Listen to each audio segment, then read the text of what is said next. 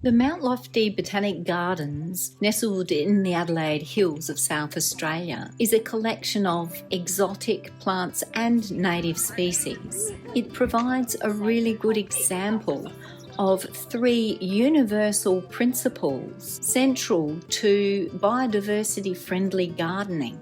By universal, I mean that these three principles can be applied wherever you are in the world and even whatever kind of ecosystem your home garden is a part of.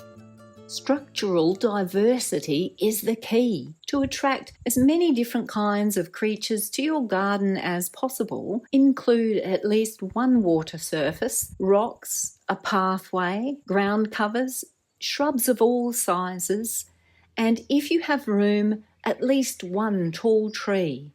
This structural diversity not only looks fantastic and creates a strong design, but it provides different kinds of resources to different animals at different times.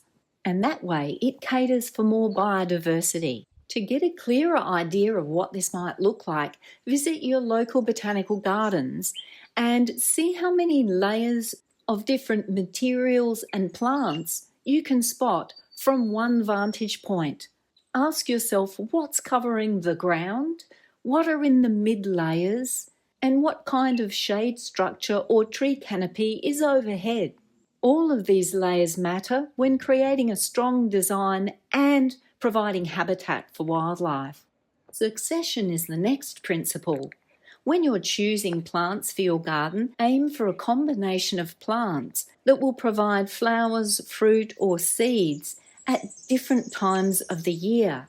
This will provide food for pollinators, birds, and other creatures as much as possible throughout the year. One reason that botanical gardens are so full of wildlife, including pollinators, is that there's almost always something flowering or fruiting.